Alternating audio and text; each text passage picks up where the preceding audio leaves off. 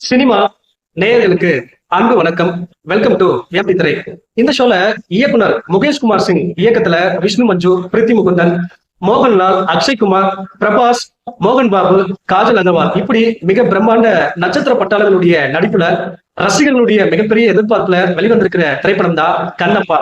இந்த படம் எப்படி இருக்கு, இந்த படத்தினுடைய கதை என்ன, ரசிகர்களுடைய எதிர்பார்ப்பை இந்த படம் பூர்த்தி செஞ்சதா இல்லையா அப்படிங்கிறதா இந்த ஷோல நம்ம பார்க்க போறோம்.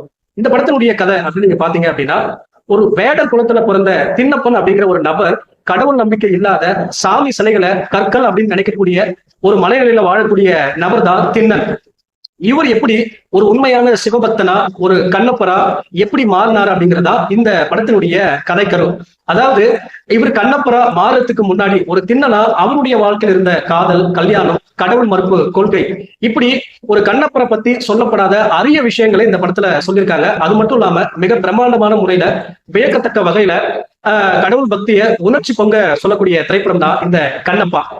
இந்த படத்தை பத்தி ஆலோசனை அப்படின்னா, படத்தினுடைய நாயகனா நடிச்சிருக்கக்கூடிய விஷ்ணு மஞ்சு, அதாவது திண்ணன், கண்ணப்பர் அப்படிங்கிற இரண்டு கதாபாத்திரங்கள்ல நடிச்சிருக்காரு. அதாவது திண்ணனா ஒரு கடவுள் மறுப்பாளரா அவர் பேசக்கூடிய வசனங்களா இருக்கட்டும், இல்ல போர் வீரனா அவர் நடிச்சிருக்கக்கூடிய அந்த நடிப்பா இருக்கட்டும், சிறப்பான நடிப்பா வெளிப்படுத்திருக்காரு. அதே போல ஒரு திண்ணனா இருந்து ஒரு கண்ணப்பரா மாறும்போது, அதாவது ஒரு உண்மையான சிவபக்தனா கண்ணப்பரா மாறுனதுக்கு அப்புறம் அவர் எப்படி வாழ்றாரு அப்படிங்கிற அந்த நடிப்பா இருக்கட்டும், ஒரு திண்ணனா இருக்கும் போதா இருக்கட்டும், இல்ல கண்ணப்பாவா இருக்கும் போதா இருக்கட்டும், அதாவது நடிப்புல வித்தியாசத்தை வேறுபடுத்தி நடிச்சிருக்காருன்னு சொல்றதை விட அந்த கதாபாத்திரங்களாவே வாழ்ந்திருக்காரு அப்படின்னு தான் சொல்லணும்.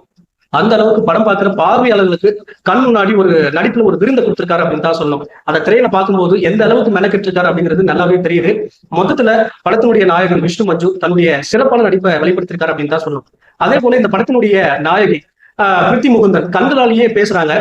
அவங்களுடைய உருவம் பாத்தீங்கன்னா ரசிகர்களை கட்டி இழுக்குது. அந்த அளவுக்கு தன்னுடைய அழகை வெளிப்படுத்திருக்காங்க, அழகான நடிப்பை வெளிப்படுத்திருக்காங்க அப்படின்னு தான் சொல்லணும். அதே போல இவங்களுடைய கதாபாத்திரம் இந்த படத்துக்கு மிகப்பெரிய பலமா அமைஞ்சிருக்கு. குறிப்பா அந்த புராண கதைகள்ல வர பெண்களுடைய அந்த கதாபாத்திரத்துக்கு உயிரூட்டக்கூடிய வகையில தன்னுடைய நடிப்பை வெளிப்படுத்திருப்பாங்க. ரொம்ப சிறப்பாவே இருந்துச்சு. அதே போல இந்த வேடர் குல போர் வீரனா நடிச்சிருக்கக்கூடிய மோகன்லால், இவர் பேசுற வசனங்கள் பாத்தீங்கன்னா அகந்தையில இருக்கிறவங்களுக்கு ஒரு அறிவுரை சொல்லக்கூடிய வகையில இருந்துச்சு. இவருடைய திரையிருப்பு இந்த படத்துக்கு மிகப்பெரிய பிளஸ்ஸா அமைஞ்சிச்சு அப்படின்னு தான் சொல்லணும். அதே போல ருத்ரா அப்படிங்கிற கதாபாத்திரத்தில் நடிச்சிருக்கக்கூடிய பிரபாஸ், இவர் வர காட்சிகள்ல ஒட்டுமொத்த திரையரங்கமே அதிருது அப்படின்னு தான் சொல்லணும். அந்த அளவுக்கு புல்லரிக்க வச்சிருக்காரு. இவர் வரக்கூடிய ஒவ்வொரு பிரேமையும் பாத்தீங்கன்னா ரசிகர்கள் கொண்டாடுறாங்க. அது மட்டும் இல்லாம ஆன்மீகத்துல இருக்கிறவங்களுக்கு உணர்ச்சி பொங்கக்கூடிய வகையில இவர் வரக்கூடிய காட்சிகள் அமைஞ்சிருக்கு. ஒவ்வொரு சீன்லயுமே பாத்தீங்கன்னா இவர் வரக்கூடிய காட்சிகள்ல ரசிகர்கள் கொண்டாடுறாங்க. அந்த அளவுக்கு அற்புதமா அமைஞ்சிருக்கு ஒவ்வொரு சீனுமே பாத்தீங்கன்னா. அதே போல நாயகனுடைய அப்பாவா நடிச்சிருக்கக்கூடிய சரத்குமார், சோ அவருக்கு என்ன கொடுக்கப்பட்டிருக்கோ அதை சிறப்பா பண்ணிருக்காரு. அவருடைய திரையிருக்கும் இந்த படத்துக்கு மிகப்பெரிய பிளஸ் அமைஞ்சிருக்கு. அதே போல சிவனா நடிச்சிருக்கக்கூடிய அக்ஷய் குமார், பார்வதியா நடிச்சிருக்கக்கூடிய நம்ம காஜல் அகர்வால், அவங்களுடைய கதாபாத்திரங்களும் சோ ஒரு சிறப்பான தேர்வா தான் அமைஞ்சிருக்கு. அந்த அளவுக்கு சிறப்பா அமைஞ்சிருந்தது. மொத்தத்துல இந்த மற்ற நடிகர்களுடைய கதாபாத்திரங்கள் எல்லாமே ஒரு சிறப்பான தேர்வா அமைஞ்சிருக்கு. அவங்களுடைய நடிப்புமே பாத்தீங்கன்னா சிறப்பா அமைஞ்சிருக்கு. இந்த படத்தினுடைய ஒளிப்பதிவு நியூசிலாந்துடைய அழக அந்த அளவுக்கு ஒளிப்பதிவு பண்ணிருக்காங்க. ஒவ்வொரு லொகேஷன்ஸுமே பாத்தீங்கன்னா இதுவரைக்கும் பார்க்காத ஒரு லொகேஷனை இந்த படத்துல காட்டியிருக்காங்க. அது அவ்வளவு சிறப்பா இருக்கு. அதே போல போர் காட்சிகளை காட்சிப்படுத்தின விதமும் ரொம்ப சிறப்பா இருந்துச்சு. எது உண்மை எது விஎஃப்எக்ஸ் அப்படின்னு சொல்ல முடியாத அளவுக்கு ஒளிப்பதிவு ரொம்ப சிறப்பா இருக்கு. இந்த படத்தினுடைய பின்னணி இசையா இருக்கட்டும், பாடல்களா இருக்கட்டும், பாடல்கள் திரும்ப திரும்ப கேட்கக்கூடிய வகையில அமைஞ்சிருக்கு. பின்னணி இசையும் இந்த படத்துக்கு மிகப்பெரிய பலமா அமைஞ்சிருக்கு. இந்த படத்தை எழுதி இயக்கக்கூடிய முகேஷ் குமார் சிங், அதாவது கண்ணப்பர் அப்படிங்கிற ஒரு உண்மையான சிவபக்தனை பத்தி சொல்லக்கூடிய, சிவபக்தியினுடைய ஆழத்தை பத்தி சொல்லக்கூடிய ஒரு படமா இருந்தாலும் பக்தி அப்படிங்கிற பேர்ல மூட நம்பிக்கை தனமா என்னென்ன விஷயங்கள் பண்றாங்க அப்படிங்கிற ஒரு சில காட்சிகளை வச்சிருந்தாங்க. அது அந்த மூட நம்பிக்கை இருக்கிறவங்களுக்கு ஒரு சாட்டை அடியா இருக்கும்.